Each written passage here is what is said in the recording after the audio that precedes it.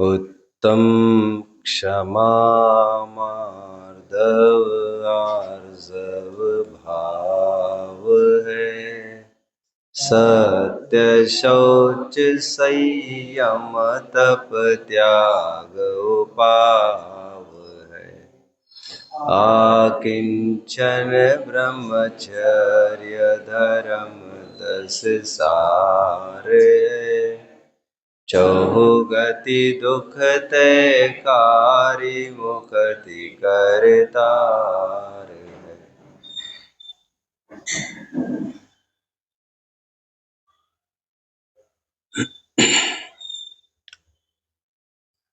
मेरे जीवन में सबसे अहम है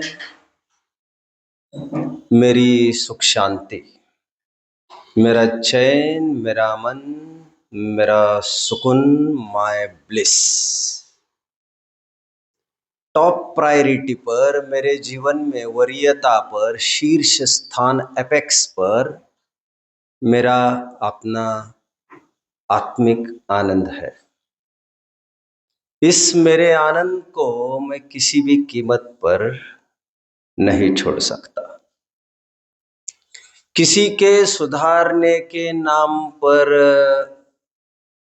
भी नहीं और किसी के बिगाड़ने के नाम पर तो बिल्कुल भी नहीं। क्रोध की इस धधकती भट्टी की वो आज भी मैंने अनुभवी है और धर्म का ये सुंदर विलासिता वैभव, आनंद स्वाश्रित वैभव भी मैंने अनुभवा है।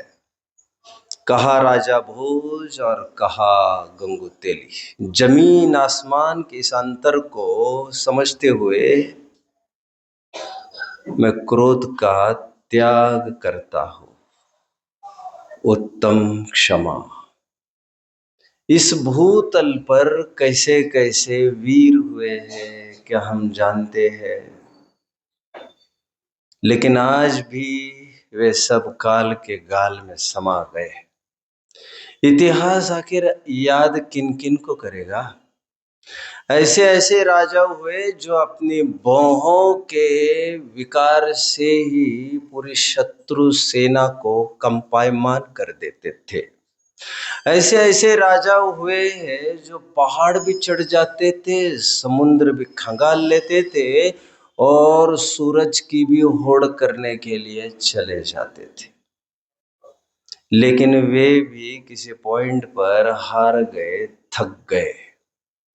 भूधर दास जी खूब फरमाते हैं, कैसे कैसे बलि भूप भूपर विख्यात भय। बैरी कुल लांघने के भय, बैरी कुल कापेने को भोहों के विकार सो। लंगे गिरी सयार दिवायर से दीपे जिनो। कायर किए है भट्ट कोटिन होन कार सो। ऐसे महामानी मौत आए होन हार मानी। क्यों ही न उतरे कभी मान के पहाड़ सो। देव सोन हारे और दानो सोन हारे और काहू सोन हारे, एक हारे होन हार सो। जिन्होंने किसी के सामने कभी हार नहीं मानी, उनके भी वीकनेस के पॉइंट्स होते हैं। भावी बलवान है, योग्य तैव शरणम, इसके आगे किसी की कुछ भी नहीं चलती है।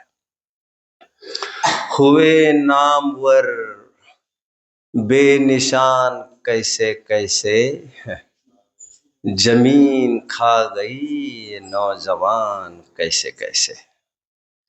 एक दिन तेरा गोरा रंग, एक दिन तेरा ये गोरा तन मिट्टी में मिल जाएगा। कुटुंब कबीला खड़ा रहेगा, कोई बचा नहीं पाएगा। एक दिन बिक जाएगा माटी के मोल, मान करण को कौन ठिकाना। उत्तम मार्दव, ऐसी सुंदर वस्तु व्यवस्था है कि यहाँ पर जैसे मैंने कहा था, ईश्वर भी हमारा बाल बाका नहीं कर सकता। शत्रुता की कल्पना कितनी मिथ्या है। कोई हमारा बुरा कर सकता है, हम किसी का बुरा कर सकते हैं, ये कितनी मिथ्या कल्पना है। सब अपने अपने भाग्य के प्रेरे हैं, सब अपने अपने उदय के मारे हैं। सब क्या क्या होगा ये लिखकर अपना लेख स्वयं लिख कर लाए। उन होनियों को कोई टाल भी नहीं सकता। इसलिए लाख कोई मेरा बुरा चाहेगा, मैं जीवन में मेरे अंतिम सांस तक भी कभी भी किसी के अच्छे काम को षड्यंत्र के तहत, मायाचारी छल दम के तहत कभी भी रोकने की कोशिश नहीं करूंगा। कोई मेरे आगे निकल जाएगा तो मुझे कौन पूछेगा ये मान्यता भी कितनी फिजूल, कितनी लचर और कितनी कमजोर बना रही है तुम्हें। चाहे जिस कीमत पर कितने भी प्लॉट्स कॉन्स्पिरेसीज हो, मैं पलट कर किसी के प्रति कभी भी किसी का घात पात हो ऐसा मैं कुछ विकल्प भी नहीं करूंगा। अरे सांप भी जो जीवन भर टेढ़ी टेढ़ी टेढ़ी चाल चलता है, शायद ही किसी ने सीधा चलता देखा होगा। वो भी बिल में जाते समय एक सीध में निकलता है, वो भी जानता है मेरा मुंह छिल जाएगा।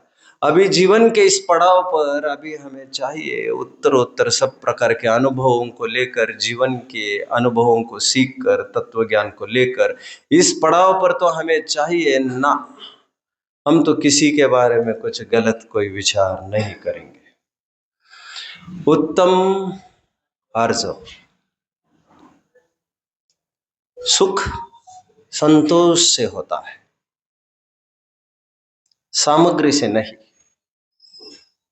गो धन गज धन बाज धन और रतन धन खान, जब आवे संतोष धन सब धन धूरी समान।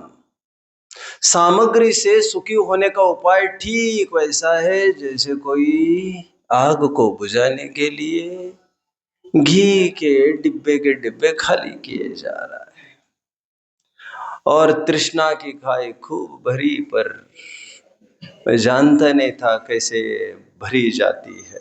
तृष्णा के अभाव का कभी विचार नहीं किया।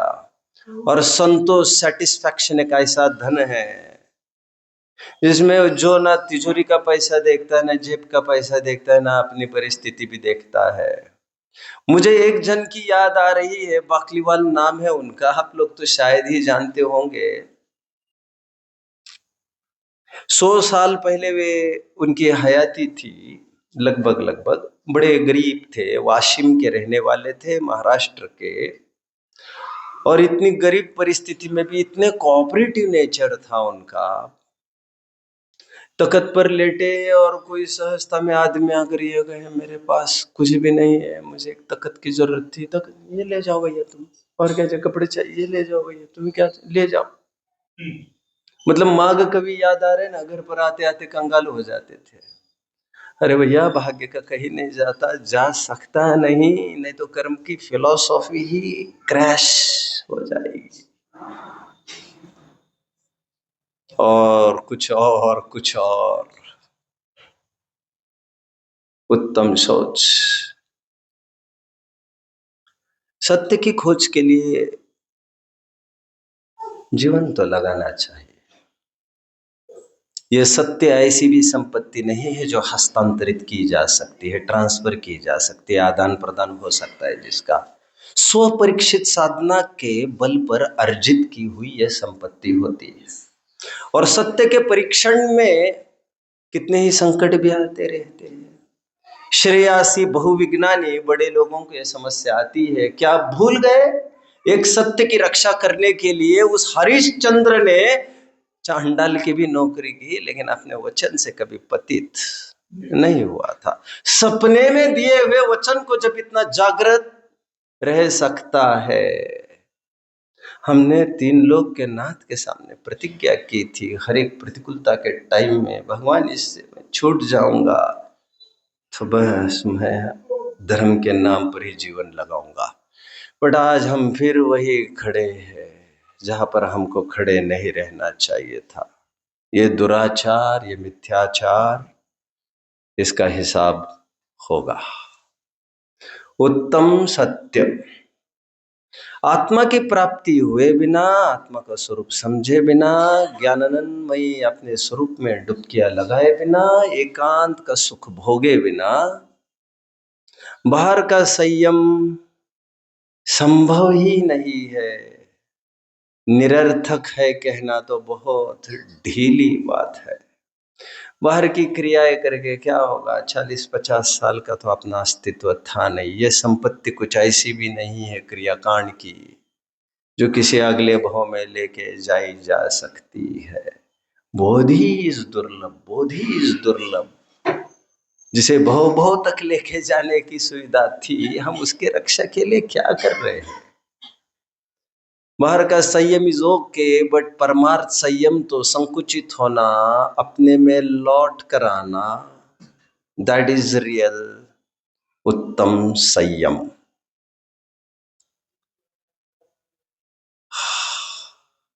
All the things are on their own places.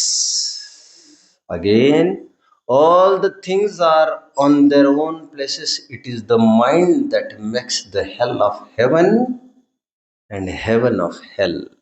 सभी वस्तुएं अपने अपने में विराजती है। कोई भी वस्तु अच्छी अथवा बुरी होती नहीं है। पंडित जी कहते हैं हर एक वस्तु स्वभाव का ही कर्ता होती है। उसे सुखी दुखी करता हुआ देखना is not objective, it's subjective. वस्तु की तरफ से ये बात नहीं है, ये तो उनकी तरफ से बात है जो जैसा फील करे। बहुत अच्छी भाषा में, good and evil are not the matter of facts, they are the matter of perspectives. वे आपके दृष्टिकोण तय करते हैं। टोडरमल जी तो कैसे कैसे भी उदाहरण देते हैं। विष्ट आदि देवों को अनिष्ट लगती है, लेकिन सुअर आदि को इष्ट लगती है। ओह, अष्ट सहस्त्र में तो कैसा उदाहरण दे दिया, देखिए। एक ऊंट जब पेड़ पत्ते ही उसका जीवन है, जब उसने नीम के पेड़ में अपना मुंह घुसाया और नीम के काफी सारे पत्ते मुंह में ले लिए, उस ऊंट ने, उस जिराफ ने गलती से उसके मुंह में आम का पत्ता आया और वो उसे थू थू करके बाहर निकाल देता है। Good and evil are not the matter of facts, they are the matter of perspectives. It depends on how you take it. अच्छा और बुरा ये तय करता है हमारी मनोवृत्ति पर, वस्तु स्थिति पर नहीं, मनस्थिति पर। वस्तुतः कोई वस्तु अच्छी बुरी नहीं होती है। उसी को मैं ये कह रहा था, अच्छाई और बुराई is not objective, it's subjective. Anyway, उत्तम तप, जैसे इच्छा होती है उसी को अनुकूल और प्रतिकूल ये शब्द लागू होते हैं। जिसकी कोई इच्छा ही नहीं है उसे क्या इष्ट और क्या अनिष्ट। कर्तव्य पथ पर जो भी मिला, यह भी सही वह भी सही। उत्तम तप, त्याग तो वही है जो जिसमें ग्रहण ही नहीं किया हो। त्यागाय श्रेयस्य वित्तम वित्त संचिनोतीय स्वशरीरम सपंकेन स्नास्यामिति विलिम्पति। मैं केवल इसीलिए कमा रहा हूं कि कुछ दान दे पाऊंगा। अरे बेवकूफ बना रहा है क्या? करोड़ों में तो ऐंठते जा रहा है, लाखों में भी नहीं छोड़ रहा है, और इसका हिसाब भी होगा। धर्म के नाम पर भी, दान के नाम पर भी कमाया नहीं जाता। जैसे मैंने उस दिन कहा था, यदि देना ही है तो अवसर दो दूसरों को। कल भी मैंने कहा था, leave and let leave, Joy of sharing. एक बहुत टाइम पहले मैंने एक आर्टिकल पढ़ा था, I think I was in 10th। तो मैं बहुत समझता भी नहीं था, कुछ खास बात भी नहीं थी मेरी, but I don't know how I came across a very nice article in readers digest. Readers digest एक बहुत सुंदर मंथली मैगजीन आता था, बहुत सुंदर रहता था। हालांकि इंग्लिश उसकी भारी कठिन हुआ करती थी, बट उसमें एक चैप्टर मैंने पढ़ा था, द जॉय ऑफ शेयरिंग। उसमें कुछ घटना ऐसी बताई थी। एक दिन सभी बच्चे खेलने के लिए चले गए, क्लास के बच्चे थे, तीसरी चौथी के वे बच्चे थे, कितनी समझ वे रखते होंगे। उनके हाथ में बलून दिए गए। If I am not wrong, way I think किसके बलून होते वो, helium, helium, helium, if I am not wrong. Helium एक एलिमेंट है, He, I think atomic number उसका 2 होना चाहिए। तो हेलियम ये लाइटर होता है देन एयर, तो इसलिए वो स्वाभाविक रूप से साइंटिफिकली ऊपर ऊपर उड़ता है, और सभी जन उस गुब्बारे को, बलून्स को ऊपर ऊंचा उड़ा रहे थे, और धागा उनके हाथ में था। बहुत सुंदर घटना बताई जा रही है, और अचानक एक बालक के हाथ से वो धागा छूट गया। धागा छूट गया, फिर तो क्या था,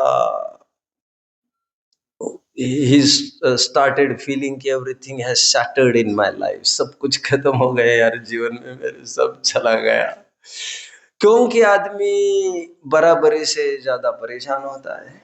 जब किसी का अच्छा घर देखकर आता है तभी उसको अपने घर में कमियां दिखने लगती है। इतना तो बेवकूफ है ये आदमी। कंपैरिजन के बल पर वो बेस्ट है, वो कैसे सुख चैन पाएगा।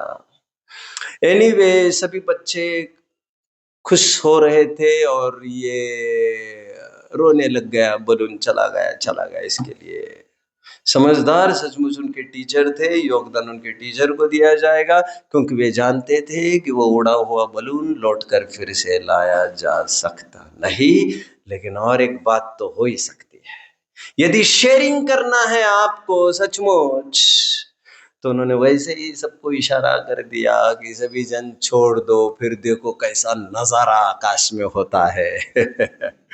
This is the way how we can please others. ये भी एक तरीका है, कभी हमारे पास जो है वो दूसरों को देकर, और कभी कभी हमारे पास कुछ नहीं रहेगा ये सोचकर भी। मुझे काफी कुछ याद आ रहा है, शायद मुझे थोड़ी देर बाद ये फिर से याद आएगा, तो मैं ब्रह्मचर्य के अंतर्गत इसे शायद ले सकूंगा, मुझे स्ट्राइक हुआ तो। उत्तम त्याग।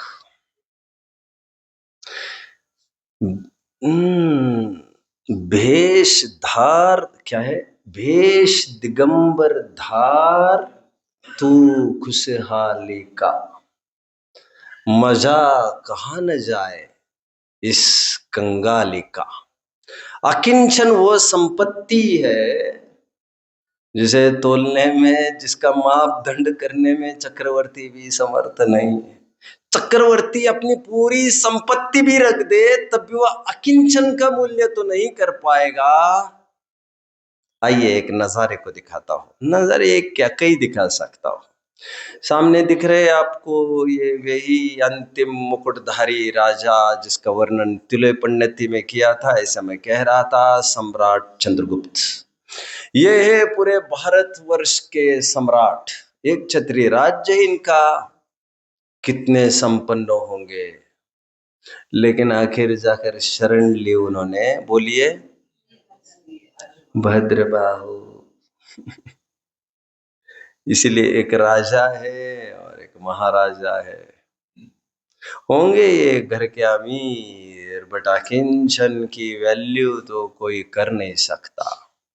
विक्रमादित्य राजा आपने सुना होगा, उनके 9 ज्वेल्स में एक ज्वेल क्षपणक ऐसा मिलता है। क्षपणक ये शब्द सभी साहित्यिकों का कहना है ये दिगंबर ऋषियों के लिए ही है, और उनके अपने गुरु आचार्य सिद्धसेन रहे हैं। जितने भी बड़े राजा महाराजा आपकी आंख घूमेगी, आप देखेंगे उनका कोई ना कोई आइकॉन जरूर था। जुल्म के बल पर, तलवार की नोक पर भारत को क्या, संपूर्ण विश्व को लूटपाट करने वाला, तांडव मचाने वाला ये सिकंदर भी, मैंने कल कहा था, अरिस्तो को सब कुछ मानता था। और अंतिम दम उसने तोड़ा कल्याण मुनि की छत्र छाया में। किसकी कीमत ज्यादा है?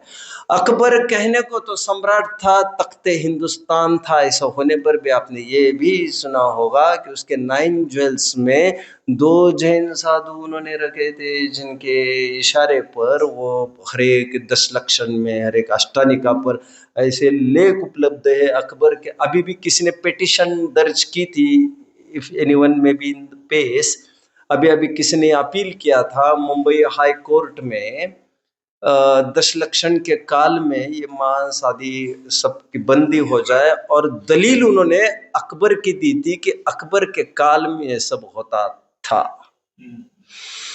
भाई आप क्या समझ रहे हो? अब जहां जहां आपकी नजर जाएगी, जहां जहां आपको राजा दिखेंगे, आपको दिखेगा सिरमौर और कोई न कोई महाराजा जरूर होंगे। राजा छत्रपति शिवाजी महाराज का नाम सुना होगा। संत तुकाराम उनके साधु थे, सचमुच वे होने तो सन्यासी चाहते थे, बट उनको ये कहा गया अभी टाइम ऐसा नहीं है, आप राजपाट जैसे सन्यास से कर सकते हो, जितने विरक्ति से आप करिए। इसलिए उनके झंडे का कलर भी उन्होंने पर्पजली भगवा ही रखा था। उत्तम अकिंचन्य धर्मात्माओं, आओ आज लास्ट बट नॉट लीस्ट, आज उत्तम ब्रह्मचर्य की चर्चा प्रसंग प्राप्त है। ब्रह्मचर्य की चर्चा मैं 2-3 एस्पेक्ट से आप सबके सामने रखूंगा। मैंने कई प्रकार की विवेचनाएं की है, बट मैं हर बार ये चाहता हूँ मैं भी कोई नया मंथन करूँ, देने की कोशिश करूँ, क्योंकि इतने गंभीर रहस्य है हमारे जिन शासन के, आप जितना सोचोगे जिन खोइया तिन पाइया गहरे पानी पैठ। सबसे पहले मैं आपको ब्रह्मचर्य का सामान्य अर्थ बताता हूं। वैसे 2-3 अर्थों की मैं विचारना करूंगा। ब्रह्म शब्द की तरफ फोकस्ड हो जाइए। कौन सा शब्द माय डियर? ब्रह्म। ब्रह्म ब्रह्म शब्द की तरफ जब हम देखते हैं तब हम ये पाते हैं कि उसकी जो व्युत्पत्ति बनी है, जो लिटरल मीनिंग डेरिवेशन हुआ है, उसके मूल धातु से मैं कोई पारंगत नहीं हूँ। विषयों का मुझे कोई ज्ञान नहीं है, मैं घर पर पढ़ता रहता हूँ। संस्कृत मैंने कभी स्कूल में नहीं पढ़ी, कॉलेज में नहीं पढ़ी, मैं चूक भी सकता हूँ, बट आपका काम मैं कर जाऊंगा। बृहन्नाति इति ब्रह्म। बृहन्नाति का तात्पर्य वन दैट ग्रोज, जो फैल सकता है, जो बढ़ सकता है, उसे कहते हैं ब्रह्म। हमारा बृहद जिन्वानी संग्रह ना, बृहद जिन्वानी संग्रह, वो बृहद भी शब्द वही से आया है। ब्रहण जो धातु है, ब्रहण, बृहन्नाति, वो दिखाती है ग्रोथ की तरफ, बढ़ने की तरफ, फैलने की तरफ, और अपने विराट रूप की तरफ। ब्रह्म शब्द का अर्थ मैंने किया one which has ability to grow, that is Brahm. जो प्रॉस्पर करने की सामर्थ्य रखता है। आप समझ रहे हैं मेरी हर एक बात को कि बाहरी पड़ रही है? हाँ ना? Okay okay okay. कुछ कुछ वर्ड्स टकरा सकते तो घबराने की कोई जरूरत नहीं, आगे पीछे मैं कहता रहता हूँ। मुझे न चाहते हुए भी एक चीज याद आ रही है, मैं कह देता हूँ आपको। माउंट एवरेस्ट की चढ़ाई दोनों ने मिलकर की थी। Edmund Hillary and I think Norway Sherpa Tenzing was a letter person. एक युगल की मैं बात कर रहा हूं, एडमंड हिलरी एंड नॉर्वे। इन दोनों ने मिलकर माउंट एवरेस्ट की चढ़ाई की, और उसके उपलक्ष्य में न्यूजीलैंड में एक फेलिसिटेशन प्रोग्राम अरेंज किया गया। उनका सत्कार समारोह अरेंज किया गया। हजारों की भीड़ में एडमंड हिलरी को आगे मंच पर बुलाया गया कुछ बोलने के लिए। जैसे वो मंच पर बोलने के लिए आया, उसके सामने बिल्कुल ठीक सामने दीवार पर माउंट एवरेस्ट का एक चित्र अंकित हुआ था, अंकित किया गया था। कार्यक्रम ही इतना बड़ा था। उसने 20 सभा में ही मन से नीचे उतर कर ठेठ चल पड़ा, पोस्टर के सामने जाकर खड़ा हुआ और ये बोला, मिस्टर एवरेस्ट, तुम में और मुझ में जमीन आसमान का अंतर है। तुम जानते हो मैंने तुम्हारी 3 बार चढ़ाई करने की कोशिश की, फलस्वरूप मैं हार गया। परंतु चौथी बार मैंने फिर कोशिश की और मैंने तुम पर चढ़ाई करने में सफलता हासिल आखिर कर ही ली। तुम में और मुझ में अंतर यह है कि तुम 29,000 फीट के ही हो और उतने ही रहोगे, बट मेरे में खासियत यह है कि मैं बढ़ सकता हूं, क्योंकि मैं जी ब्रह्मातीति ब्रह्म, जो अपने गुणों का पूर्ण विकास कर सकता है। ऊर्ध्वगमन हमारा स्वभाव है। पामर से जो भगवान बन सकता है, ये कीड़े मकोड़े देख देख कर आप परेशान मत हो। यही थोड़ी करवट बदलने पर यही भगवान का रूप धारण करते हैं। आप भूल गए क्या? नित्य निगोद माही ते कड़ीकर, दुर्लभ नर पर्याय पाय सुखदानी, अंतर्मूर्त में केवल पायो वरी शिवरानी। निगोद से निकले ठेठ गिजाई की पर्याय में और ठेठ मनुष्य डैशिंग एंट्री देखिए हुए तो हुए और सीधे निकल गए। भैया कुछ लोग ऐसे होते हैं, late to start and first to complete. इससे फर्क नहीं पड़ता कब कौन प्रारंभ करता है अपनी बाजी, कितने जुनून उत्साह से प्रारंभ करता है, दैट मैटर्स मोर। भूल गए क्या खरगोश ने कब की चालू की थी? फुदकता फुदकता फुदकता हार गया बेचारा, हार गया। लेकिन कछुए ने हिम्मत नहीं हारी थी। Slow and steady wins the race, ये हमको सिखाया गया। मैं ब्रह्म का पहला अर्थ कर रहा हूं और मैं ये कह रहा हूं, ब्रह्मातीति ब्रह्म, one that can grow. Grow समझ में तो आता है ना, ग्रो ग्रो, जो बढ़ सकता है। बढ़ने का तात्पर्य कोई पेड़ जैसी बात नहीं कर रहा हूं मैं, 2 फीट 3 फीट बढ़ने की। मैं ये कह रहा हूं हमारे अनंत गुणों का विकास, उसके अविभाग प्रतिच्छेद कुछ ही संख्यात रहते, वो दैट थ्राइव्स बूस्ट्स टू अनंत इनफाइनाइट। वही तुच्छ ज्ञान, अक्षर के अनंतवा भाग ज्ञान भी अनंत ज्ञान वगैरह होने की सामर्थ्य रखता है। ब्रह्म का इस न्याय से अर्थ बना, क्या बात है, आज प्रीतिंकर जी नहीं दिख रहे, क्या बात है? ओके ओके ओके, अरे ग्रेट, चलिए नाइस नाइस नाइस। भैया ज्यादा उम्र की भी बहुत वैल्यू नहीं है भैया। हाँ अपने, नहीं नहीं बात स्वकाल की भी नहीं, जितनी उम्र मिली है मैं लगाऊंगा धर्म मार्ग में। पंडित जी कहा ज्यादा जिए भैया। 47 ईयर्स इज नथिंग नथिंग, 47 साल की उम्र थी। एनीवे ठीक है, कम बैक। मैं ये कह रहा था ब्रह्म का पहला अर्थ मैं कर रहा हूं, और ब्रह्म का पहला अर्थ क्या? आत्मा। मैं आपको टेक्निकली सिद्ध किया, जो बढ़ने की सामर्थ्य रखता है अपने में, और बाकी कोई भी द्रव्य बढ़ने की सामर्थ्य नहीं रखते। मेरे में विकास के पड़ाव है, जिसे टेक्निकल भाषा में गुणस्थान कहते हैं। हर जगह में बाजी अपने लगा सकता हूं दाव। तो ब्रह्म का पहला अर्थ किया मैंने, आत्मा। इस न्याय से ब्रह्मचर्य का अर्थ बनेगा, जो आत्मा में रमण करता है वो ब्रह्मचारी। आत्मा में रमण करने की प्रक्रिया ब्रह्मचर्य। नहीं वो बात मैं किसी पिटी शायद ही आज करूंगा, क्योंकि बोर आप होते हो तो मैं भी तो होता होऊंगा। मैं आपको क्या कह रहा हूं ध्यान से सुनिए। मैं आपको व्यापक सोच देखने की एक वे ऑफ थिंकिंग दे रहा हूं। मैं ये कह रहा हूं ब्रह्मचर्य का तात्पर्य अपने आप में रमण करने की कला, एकांत में सब कुछ अच्छा लगने की कला। अकेला होता तो घर खाली खाली लगता है लोगों को। The strongest man in the world is the one who stands most alone. जिसे अकेले में रमना आया, जिसे अकेले में बहुत अच्छा लगता है, वो इस विश्व का सम्राट है, जिसे दूसरे की जरूरत ही नहीं लगती, कंपनीज हो के, बट सॉलिट्यूड इज ब्लिस। कोई समझ रहा है मुझे क्या कहा मैंने? Companies okay but solitude is bliss.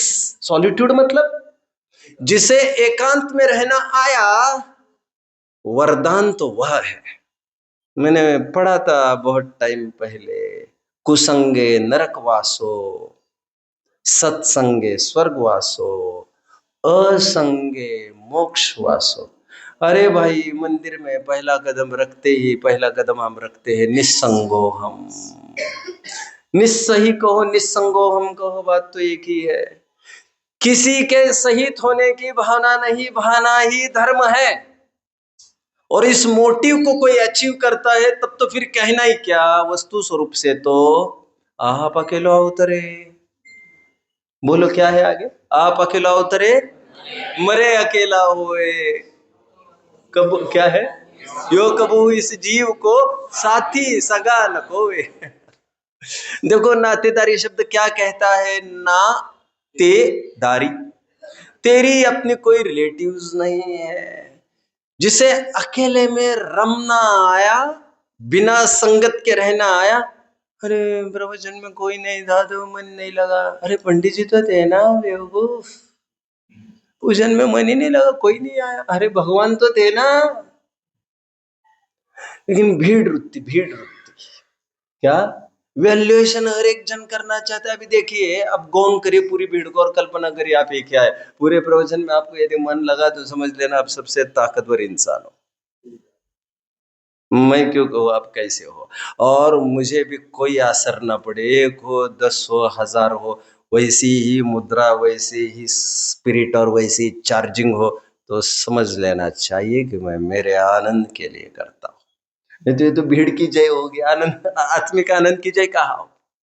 ब्रह्मचर्य का पहला अर्थ में कर रहा हूं, जिसे अपने में रमना आया वह ब्रह्मचारी हुआ। अपने में रमने की कला, एकांत में अच्छा अच्छा लगना, एकांत में बहुत अच्छा लगना, सब कुछ उपलब्धि का सार मिलना, भीड़ में भी निरंतर तड़फ होना, निशामयति निशेष इंद्रजालोपमम जगत, निरंतर ख्याल में आना। अरे कहा क्या है, इष्टोपदेश का एक छंद है, इच्छति एकांत संवासम निर्जनम जनितादर।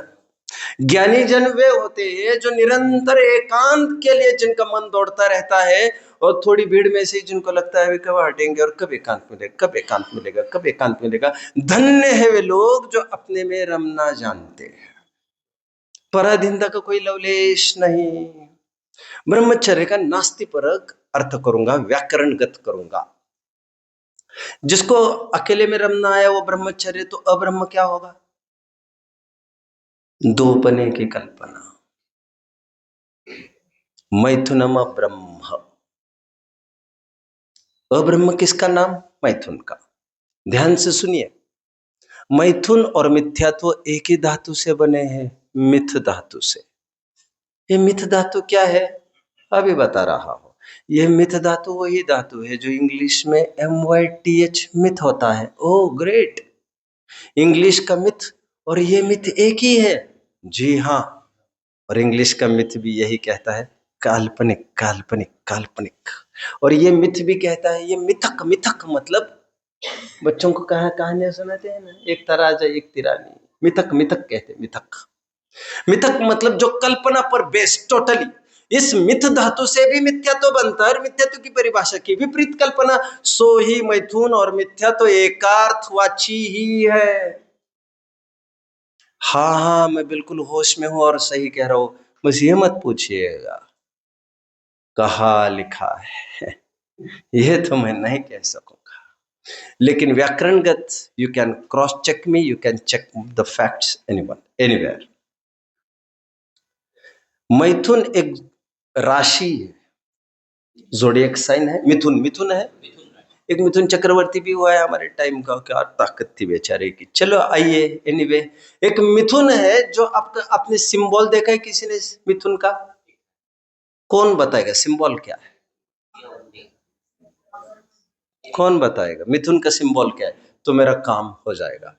अरे लोग का तो ज्ञान करो भाई, कुछ तो करो, कुछ तो करो, कुछ तो करो।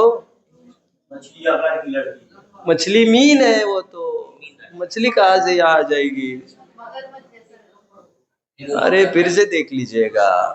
मैंने ये नोट किया है कि लोगों को ना, स्पेशली बच्चों को, सामान्य नॉलेज भी नहीं रहता अभी आजकल। हमारे टाइम में हम खूब पुस्तकें पढ़ते थे, स्कूल की पुस्तकों से ज्यादा अन्य पुस्तकें पढ़ते थे। चलो मुझे टाइम मिला तो आज ही चर्चा तो करूंगा, देखते हैं। मैथुन, अब मिथुन फिर से देख लेना, मिथुन बोल रहे ना, मिथुन मिथुन नाम है। मिथुन मिथुन और मैथुन एक ही बात है भैया, एक ही बात है, एक ही बात है। मैं यही तो प्रूव कर रहा हूं आपके सामने। मिथुन राशि में वहां पर दिखाया है एक लड़का और एक लड़की ऐसे बैठे पीठ को पीठ टेक कर, याद आ रहा है? चलिए आप जाकर देख लेना। मुझे बड़ी पीड़ा होती है जब मैं देखता हूँ एक लड़का और एक लड़की रखी है वहां पर, क्योंकि मैथुन का अर्थ ऐसा है ही नहीं, मिथुन का अर्थ ऐसा है ही नहीं। मैथुन का अर्थ होता है दो पने की कल्पना, उसमें ऑपोजिट जेंडर का कोई लेना देना नहीं है। जिसे कंपनी चाहिए, जिसे कोई साथ चाहिए, निरंतर कोई ना कोई चाहिए, अकेले में दम ही नहीं होती है जिसकी, ऐसे महापराधीन व्यक्ति, मिथ्या भाव का सेवन करने वाले, मैथुन भाव का सेवन करने वाले, मिथ भाव से ग्रसित है। शायद आप सब समझ रहे मेरी बात को। मिथुन मैथुन मिथ्यात्व ये मिथ धातु से ही बना है। मिथ धातु का अर्थ कल्पना, मैंने अर्थ किया दो पने की कल्पना। और मैं अकेला कैसे काम चलेगा, कैसे काम चलेगा?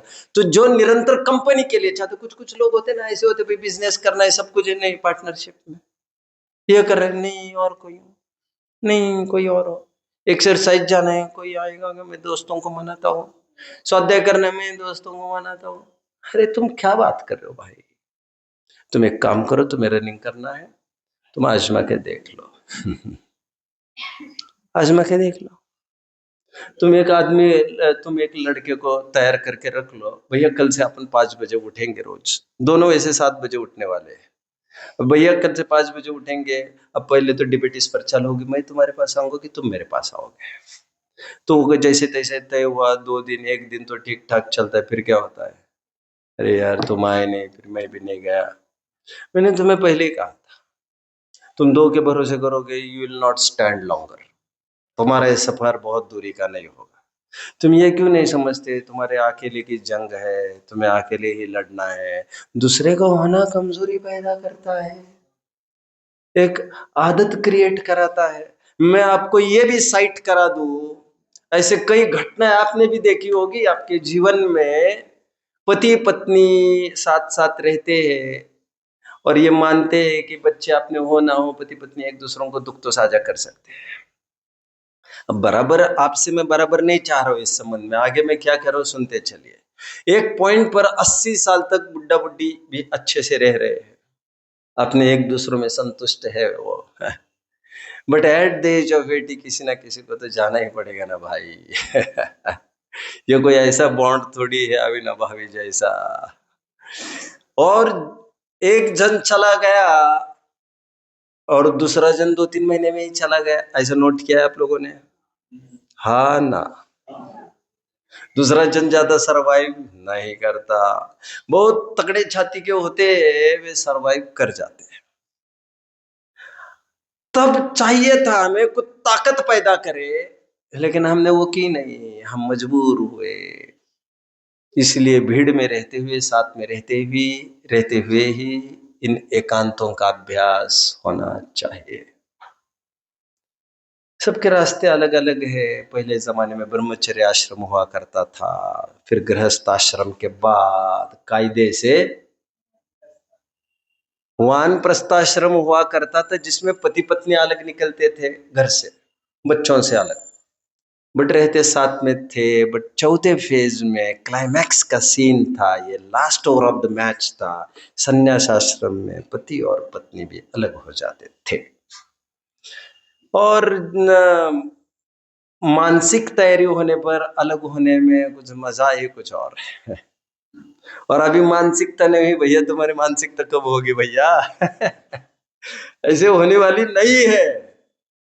खैर, ब्रह्मचर्य का मैं पहला अर्थ कर रहा हूं, दोपने की कल्पना, वो मैथुन है, वो अब्रह्म है। जहां द्वंद्व है वहां द्वंद्व है। द्वंद्व, पहले द्वंद्व का अर्थ टुगेदरनेस, दोपना, और दूसरे द्वंद्व का अर्थ क्लेश, कलुषता। इतना तो आप समझ ही रहे होंगे। मैंने ब्रह्मचर्य का पहला अर्थ आपको बताया। अभी इसी के तहत खूब विचारना हो सकती है, जो अपोजिट जेंडर के मैथुन की बात की जाती है लगभग। चलो प्रसंग आया है तो थोड़ा मैं बोल देता हूं। मैं कितना कितना क्या क्या बोलूंगा क्या मालूम। इस समय में आपको खूब विचारना चाहिए, ब्रह्मचर्य के अतिचारों को विचारना चाहिए, पूजनों में, विधानों में, सब जगह जब हम ब्रह्मचर्य के विधान पूजन करते हैं तब उसमें खुलकर बात आती है। एक एक भावना का भी उल्लेख आता है, स्त्री राग कथा, श्रवण, तन मनोहर अंग निरीक्षण, वृश्चेष्ट रस त्यागा, अनंग क्रीडन, स्व शरीर संस्कार था। I think one is missing, it's okay, जो भी हो। तो अन्य अन्य विवाह करने नंग क्रीडा विटत विपुल त्रिषा ऐत्वरिका गमनम च स्मरस्य पंचवेतिचार, रत्नकरण शावकाचार में तो है ही ये सब। तो इन अतिचारों को भी विचारना चाहिए, मतलब एक एक बहुत विचारना की अपेक्षा रखते हैं। कैसे रखते हैं मैं थोड़ा सैंपल प्रस्तुत कर सकता। ब्रह्मचर्य के अतिचारों में, आई मीन स्वदार संतोष व्रत के अतिचारों में, ब्रह्मचर्य अणुव्रत के अतिचारों में आचार्य क्या क्या लिखते हैं देखिए। उससे पहले वैसे ही पूछना चाहता हूँ, किसी को नींद आ रही है तो मुझे बताओ, फिर तो मैं कुछ काम करूंगा, ऑपरेशन करूंगा। हाँ, नींद आ रही किसी को? नहीं, मैं सोते हुए किसी को देख नहीं सकता, ये मेरी पर्सनल कमजोरी है। एनीवे, मतलब यह स्थान तो ऐसा है नहीं कि जहां पर सोया जा सकता है। यहीं पर सोएंगे तो दूसरी जगह क्या करेंगे यार फिर। एनीवे, जो सोता निज कार्य में। एनीवे, ऐसा लिखा है हमारे ग्रंथों में। ये भी विवेचना लगे हाथ कर ही देता हूं, वैसे मेरा बहुत भाव नहीं था अपनी विवाहिता अपने अधिकार क्षेत्र की। अरे भैया, तुम्हारे अधिकार को कुछ नहीं है भैया। विवाहिता का भी सेवन तभी तक कर सकता है आदमी जब तक उसे संतान की उत्पत्ति की कामना हो। आशाधर जी सोमदेव ने तो इतना खतरनाक अटैक किया है। धिक मैथुनम कहकर वे कहते हैं वो सब मैथुन धिक करने योग्य है जिसका फल संतान होती नहीं है। जहां जहां मैथुन की चर्चा जिनवानी में आई है वहां पर सर्वत्र इस बात का उल्लेख हुआ है कि मैथुन एंजॉयमेंट का कोई पर्पज नहीं होता है, उसका फल संतान उत्पत्ति होता है। आगे क्या लिखा है सुनिए। संतान उत्पत्ति भी केवल इसलिए होती है कि धर्म परंपरा आगे प्रचारित होती रहे। इसलिए विवाह जैसे कार्य को मंगल कार्य कहा है भारतीय संस्कृति ने, हमारे जैन दर्शन ने भी। निरर्थक नहीं है, वह भी मंगल कार्य इसलिए है। पहले तो उस नारी ने पहला एक काम तो ये किया कि उसने हमारी दृष्टि अनंतों की तरफ भटकने से बचाई। धन्य है, धन्य है। बट नेक्स्ट स्टेप आपका ये होना चाहिए कि उसमें भी, अपनी स्वविवाहिता में भी आपको अतितृषा, एक अतिचार दिया है, आपने गौर किया? अतितृषा, अतितृषा, अन्य विवाह करने नंग क्रीडा विटत्व विपुल तृषा, विपुल तृषा इत्वरिका गमनम चा स्मरस्य पंच व्यतिचारा। आई थिंक ये 59वां श्लोक होना चाहिए, you should refer. If I am not wrong, एक दो छंद श्लोक यहाँ हुआ होंगे, मैं तो अनुमान से कहता हूँ, मैं तो थीम याद करता हूँ, ऐसे मुझे कुछ याद नहीं रहता है। वहां पर साफ लिखा है अति तृषा। हमारे ग्रंथों में यहां तक लिखा है मेरी पत्नी से तो मैं भोग कर सकता हूं, कंडीशंस अप्लाइड। अति बाला नहीं चाहिए। अति बाला मतलब पहले जमाने की बातें हैं कि पहले कम उम्र में शादियां हुआ करती थी, उसकी पूरी मैच्योर्ड एज हुए बिना तुम उसके साथ भोग नहीं कर सकते, अन्यथा तुम्हारे ब्रह्मचर्य परिमाण व्रत का भी घात होने की पूरी पूरी संभावना खुल जाएगी। अष्टमी है, 14 है, पर्व है, खूब सारी बातें हैं। अभी तो घर घर में डबल बेड्स की संस्कृति चालू हुई। यदि आप इतना कर पाओ कि आप डबल बेड्स का प्रयोग नहीं करेंगे, और अभी तो सब करना पड़ेगा, सब करना पड़ेगा। नमस्कार नमस्कार। अरे भाई, और देखिए कितनी बदतमीजी है, कितनी बेशर्मी है, ये तो क्या कहे हम। बच्चों को, बच्चे क्या फील करते होंगे जब उनके माता पिता दोनों कमरे में जाकर दरवाजा बंद करते होंगे। एक जमाना था जब माँ एक तरफ, बाप एक तरफ, और बीच में बच्चे सोते थे। मैं पुरानी यादें कहूंगा तो बहुत कहना पड़ेगा। एक वो भी जमाना था जब मायके में पहली बार आती थी लड़की, उसके बच्चे हुआ करते थे, तो वो अपने बच्चे को भी बच्चे के नाम से बुलाती नहीं थी, भैया कहती थी, भैया, याद आ रहा है। और बार बार बड़ों के सामने उस बच्चे को भी नहीं लेती थी, ना नाम लेती थी, ना कुछ करती थी, क्योंकि सब जगह ये फीलिंग होता था ये अब्रह्म का फल है। किसका फल है ये? अब्रह्म का। अरे क्या है भैया, उनके 10-10 बच्चे, पहले जमाने में 10-10 बच्चे पैदा करते थे। 10 बच्चे ने आदिनाथ के तो बहुत थे भैया, सैकड़ों थे।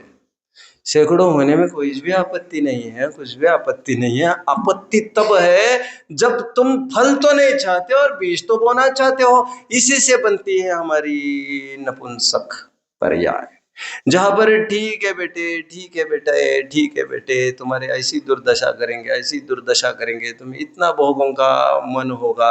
हवा की भट्टी देखी तुमने? हवा की भट्टी, 3 वेदों के उदाहरण दिए ना ग्रंथों में, हा ना सन्नाटा। ओ, कितना सन्नाटा है, कितना सन्नाटा। अरे भाई, तीनों वेदों के उदाहरण दिए ग्रंथों में, पुरुष वेद का उदाहरण दिया, तिनके के आग समान, फटाक से जलता है, फटाक से उपशमित होता है। स्त्री वेद का उदाहरण दिया, घास के तिनके के समान जलता ही रहता, जलता रहेगा, धीरे धीरे धीरे, कंडे की अग्नि समान, सॉरी, कंडे की अग्नि समान, धीरे धीरे धीरे चलता रहता, चलता रहता, चलता रहता। और नपुंसक वेद के लिए उदाहरण दिया हवा की भट्टी का। मैं हमेशा ये कहता हूँ, दौलत राम जी ने नारकियों के दुख का वर्णन पहले ढाल में तो कर दिया, लेकिन सबसे ज्यादा दुख की चर्चा ही नहीं की। हालांकि मैं ये नहीं कह रहा हूँ, क्योंकि आम जनों के लिए आम ही बातें होती है। सबसे बड़ा दुख उनको नपुंसक वेद का होता है, निरंतर हवा की भट्टी जैसी। हवा की भट्टी समझ में आ रहा है ना? कुमार की भट्टी होती है, ईंट की भट्टी होती है, वो निरंतर गर्मी होती है। चूल्हा तो कभी बंद होता है, चालू भी होता है। अभी पहले जमाने का तो कुछ रहा भी नहीं है, खैर, बट वो तो निरंतर धधकती रहती है। उसी प्रकार नपुंसक वेद बताया गया है। हमारे ग्रंथों में ये भी उल्लेख मैंने स्वयं पढ़े हैं। विवाह समुद्देश्य एक 50-60 पेजेस का आर्टिकल है, जुगल किशोर मुख्तार का, उनकी युगवीर निबंधावली का, जरूर सबको पढ़ना चाहिए। उसमें विवाह के उद्देश्य वगैरह की काफी काफी चर्चा की है। उसमें बताया गया है विवाह करने का मुख्य प्रयोजन जैन दर्शन में तो यह होता है कि मुनिराज के लायक आहार बन सके। लो, अरे हमारे घर में तो कुछ नहीं हो सकता भैया, झगड़े होंगे। तू क्या कर रहा है भैया घर में? देखो, मैं तो मानता हूँ यार, घर में तो चलनी चाहिए अपने। एनीवे एनीवे एनीवे, ब्रह्मचर्य का पहला ही अर्थ चल रहा है भैया मेरा। और मैं उसी में एक स्ट्रीम खोला मैंने, और मैंने ये भी कहना चाह रहा हूँ ब्रह्मचर्य के कितने कैसे स्तर है, और संतान उत्पत्ति का कोई प्रयोजन नहीं रहने पर हमें अलग अलग सोना चाहिए। आपको खराब लग रहा होगा मेरा, आप कैसे बोलते प्रवचन में, ऐसे कैसे बोलते, तो मैं अकलंग स्वामी को कोट करता हूँ, फिर आपको अच्छा लगेगा। अकलंग स्वामी कहते हैं सटकर नहीं सोना चाहिए। अभी कैसा लगा? अरे मैं तो बहुत माइल्ड वर्ड्स का प्रयोग कर रहा हूँ। और गोमट सार में जहां पर आहार भय मैथुन परिग्रह चार संज्ञाओं की चर्चा, वहां पर मैथुन संज्ञा की चर्चा करते समय ये कहते हैं अमुक फोटोज, अमुक वेशभूषा, अमुक, वो एक ट्रिगर करता है, ट्रिगर। हटा दो आज ही घर के सभी एल्बम्स को, भूल जाओ आप कहीं घूमने गए थे, भूल जाओ, क्या कहते हैं, हनीमून फनीमून, जो भी कुछ कहते होंगे लोग उसे। कौन बोल रहा है रे बीच में? ये एल्बम्स जला के खाक राख कर दो भैया। मैं अतिशोक्ति नहीं कह रहा हूं। मैं कुछ भी एक्स्ट्रॉर्डिनरी नहीं हूं, बट मैं आपको एक बात शेयर करता हूं। हमारे घर में मेरी और धर्मपत्नी का एक भी मिला हुआ फोटो आपको नहीं मिलेगा। हालांकि बच्ची के साथ भी किसी का फोटो फोटी की कोई झमेले नहीं है। सेल्फी वेल्फी का तो काम नहीं भैया, काम नहीं, काम नहीं। ये मैं नहीं हूं भैया, ये मैं नहीं हूं। ओहो, माँ बाप का भी कंट्रोल छूट गया है बच्चों के ऊपर, ऐसा माँ बाप का कहना है, क्योंकि माँ बाप का पहले कंट्रोल अपने ऊपर से छूटा है। उनको संभलने की ज्यादा जरूरत है, उन्हें कक्षाओं की ज्यादा जरूरत है, बच्चों को बाद में। अब कैसे मैनेज कर सकते हो? देखो भैया, फोन में भी एक दूसरों के फोटो लगा लेते, ये लगा लेते हैं। क्या बात है, क्या बात है, ये क्या है? आज देखी मैंने जरा, क्या ऐसी ही होगी मेरी यशोधरा। और बुद्ध बेचारे विरक्त हो गए, चले गए। देवांगना समान सुंदर पत्नियों को, युवा युवतियों को छोड़कर चले गए, क्योंकि उन्होंने एक हाथ में एक दिन आम देखा, और 5-6 दिन के बाद वो आम देखा तो कह रहे अरे कह रहे यही वो आम है। ऐसे तो बोले काल पाकर तो सबको झुर्रियों का शिकार होना पड़ता है। मेरी पत्नी आज जो इतनी चिकनी चुपड़ी दिख रही है, क्या वो भी कभी? हाँ जी हाँ, आज देखी मैंने जरा, क्या ऐसी ही होगी मेरी यशोधरा। यशोधरा उसकी वाइफ का नाम था। आई थिंक उसके नाम पर पोएम्स भी है, काव्य भी है। राइट, गुड, शाबाश शाबाश, बढ़िया, मजा आ गया, मजा आ गया। सखे वे मुझे कह के जाते मैथिली शरण गुप्त। खैर, अब मैं उससे बाहर हूं, मुझे वहां नहीं जाना है।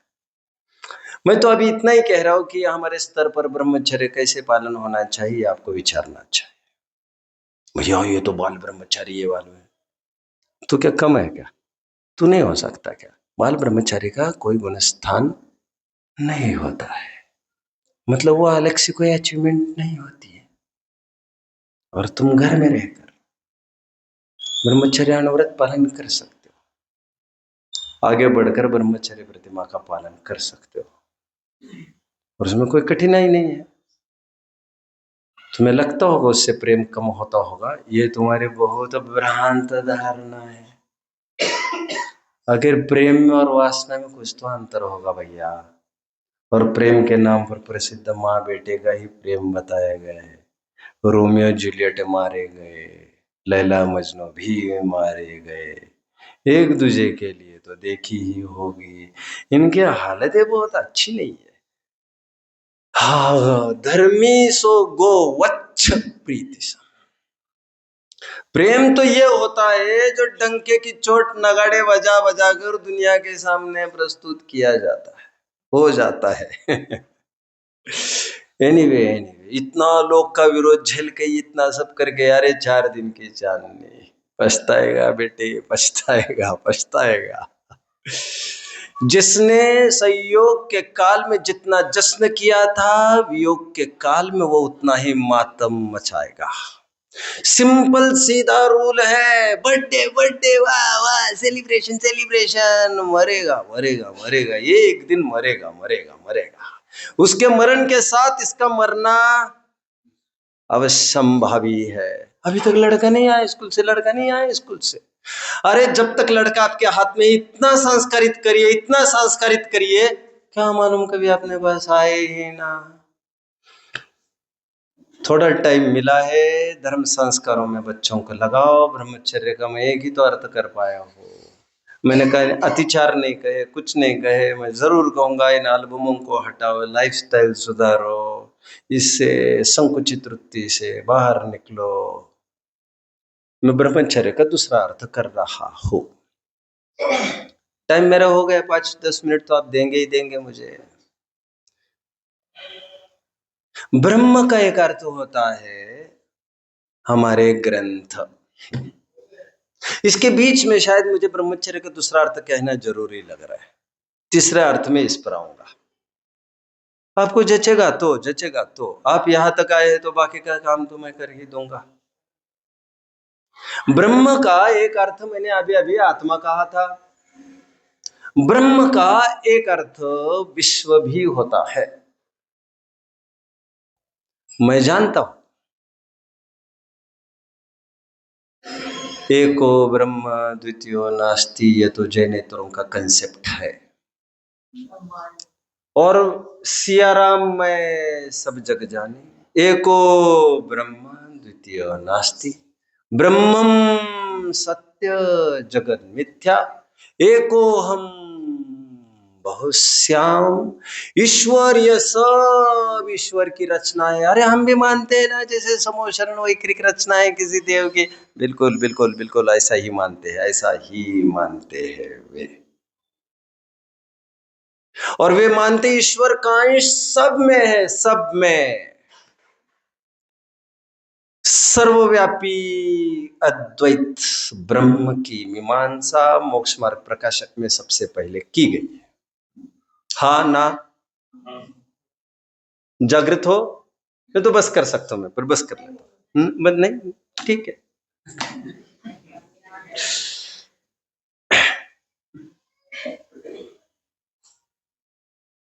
ये बालक बिल्कुल अटेंशन से बैठा है। मैं उसका बहुत आदर करता हूँ, उसकी बहुत कदर करता हूँ। जिसको समझ में नहीं आने पर भी सिंसियरली बैठते, समझ में आने पर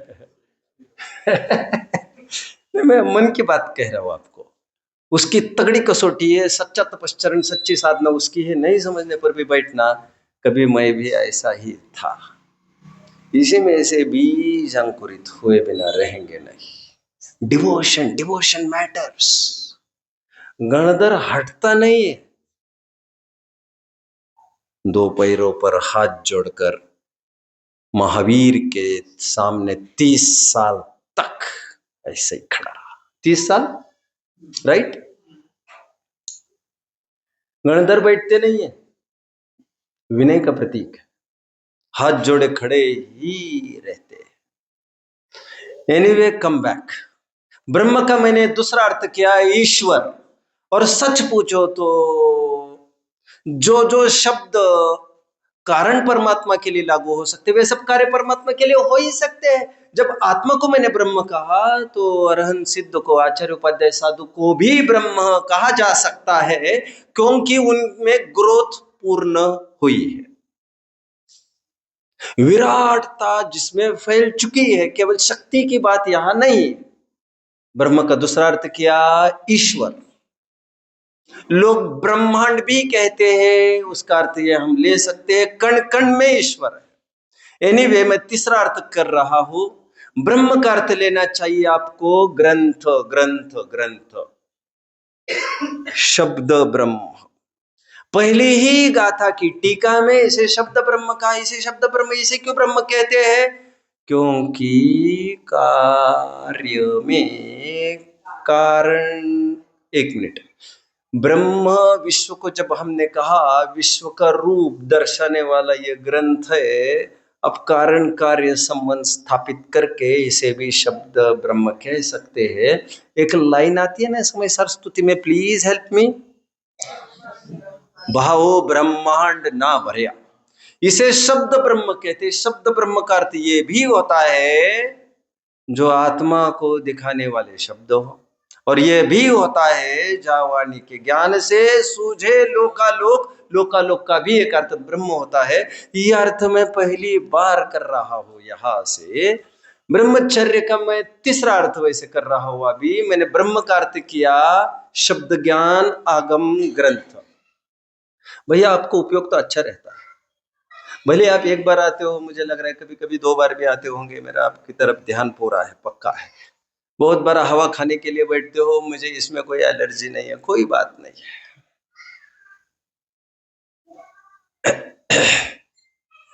आप सभी जन यंगस्टर्स मिलके कोई स्वाध्याय चालू कर सकते हैं, अच्छा रहेगा।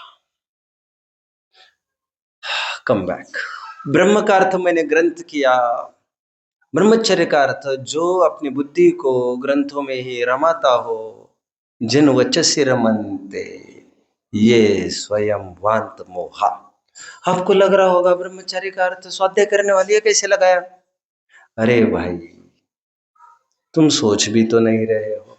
ब्रह्मचर्य का आश्रम ही एक किया गया था जिस आश्रम में केवल पढ़ना पढ़ना और पढ़ना होता है।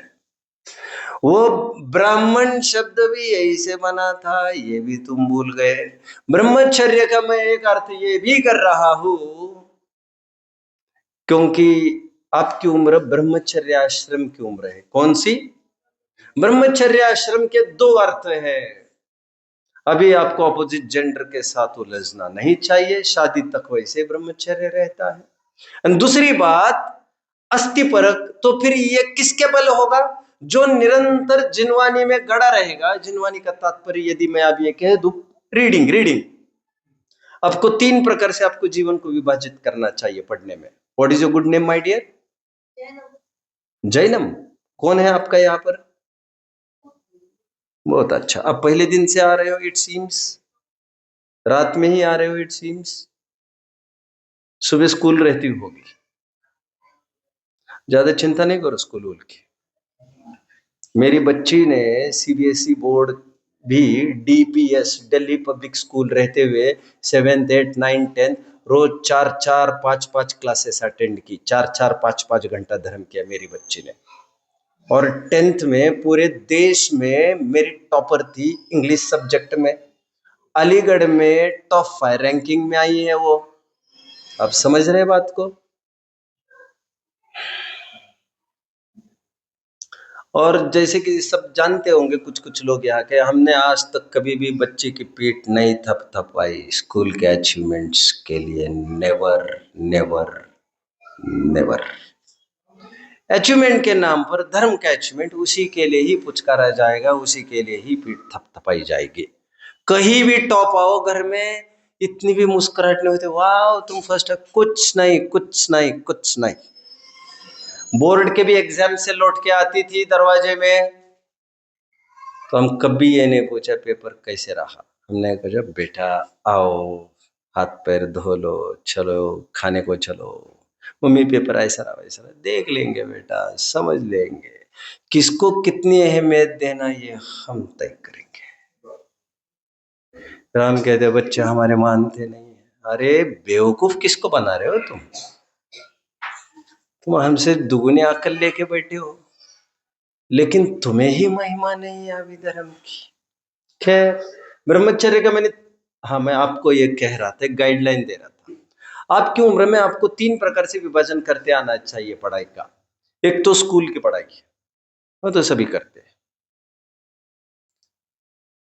मेरा ये आग्रह रहा है स्कूल की पढ़ाई के साथ बराबरी से आपकी नॉन एकेडमिक पढ़ाई होनी चाहिए। मुक्ति ने 10वीं तक 300-400 पुस्तकें पढ़ ली थी। प्रेमचंद का पूरा सेट आपको पढ़ लेना चाहिए। समझ में आ रहा है? छोटी मोटी जो पुस्तकें रहती है ना, गांधी वगैरह की, सब सब सब सब खंगाल लेनी चाहिए। जो भी लाइब्रेरी मिलती है सब पुस्तकें पढ़ते रहना चाहिए। 2, 3 धर्म पढ़ना चाहिए आपको। स्कूल की बहुत फिक्र नहीं करना चाहिए। इतना जरूर ध्यान रखना चाहिए कि आप फेल ना हो जाओ, और वैसे फेल होंगे नहीं आप कहीं जीवन में पीछे नहीं रहेंगे। एनीवे, ब्रह्मचर्य का मैंने शक्ति प्रमाण अर्थ किए हैं। टाइम तो मेरा आगे बढ़ गया है, थोड़ा कहा बहुत समझना। मैंने ब्रह्मचर्य के वैसे 3 अर्थ किए। एक तो मैंने ब्रह्म का अर्थ पहले तो आत्मा के रूप में मैं कह रहा था, जो आत्मा में रमण हो सकता है, संगति से परे। और संगति में पत्नी नारी ये तो एक पार्ट है उसका, बट बात संग के भावना की है। किसकी भावना की? संग के भावना की। कोई होना ऐसा लगता है ये तुम्हारी दिमागी कमजोरी है, सभी समस्याएं तुम्हारी है, तुम्हें हैंडल करना है। संगति से तुम दुर्बल हो रहे हो, दुर्बल हो रहे हो। और जो अकेले होते हैं वे, उनका जज्बा देखने लायक होता है। वो कहते हैं साहब मेरे पीछे कोई नहीं है, मैं अकेला हूं, मेरे पीछे रोने के लिए कोई नहीं है, मैं उतरा हूं मैदान में। तो वे पूरी एफिशिएंसी अपनी दे देते हैं। और एनीवे, ब्रह्मचर्य का मैंने एक अर्थ भगवान किया जो पूरे आत्मा में रममाण हुए।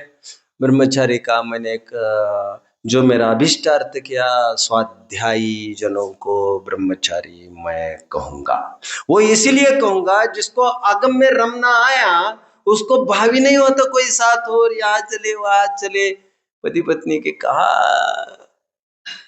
आप बात किए बैठे हो यहाँ पर, आपको कोई भाव नहीं सताएगा, इतनी दम जिनवानी में है।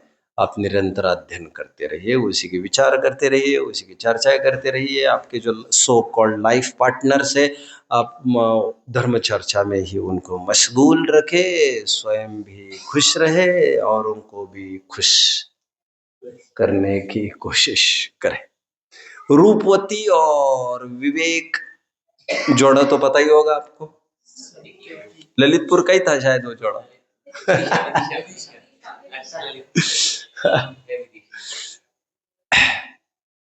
कौन है ये जी? कौन है जी? विवेक और रूपमती कौन है ये? सत्य की खोज, सत्य की खोज। पढ़िए पढ़िए, अपनी युवावस्था को लौट कर लाइए खींच कर। बूढ़ा होना है कि नहीं है हम तय करेंगे। I am not 66 years old, I am 16 years old with 50 years of profound experience। तो समझे मेरी बात को? मैं 66 साल का नहीं हूं, मैं 16 साल का जवान हूं और 50 साल का मेरा तजुर्बा है। समझ में आया? वृद्धों की खासियतें होनी चाहिए, जो पहले सेशन में मैंने लिया था, शायद आप आए होंगे नहीं आए होंगे। मैंने आम का उदाहरण दिया था, बीच में भी एक बार दिया था। मैं ये कह रहा था जो जो आम पकने की ओर बढ़ता है त्यो त्यो बाहर से कमजोर होने लगता है, लेकिन उसके अंदर की गुठली सख्त होने लगती है। जब कच्चा आम रहता है बाहर से तो सख्त रहता है, लेकिन अंदर से कमजोर रहता है। बुढ़ापे की बात ही ये होती है, ऊपर से भले झुर्रिया उर्रिया दिखती होगी, लेकिन जिनका माइंड इतना स्ट्रांग होता है एक्सपीरियंसेस के बल पर, उतार चढ़ाव के बल पर। और उतार चढ़ाव को हमने हमारे जीवन में देखे हुए ही थोड़ी देखे, हमने तो पुराणों में अच्छों को खंगाल लिया है। तो ये क्या अनुभव कम है हमारे पास? ठीक है। ओम नमः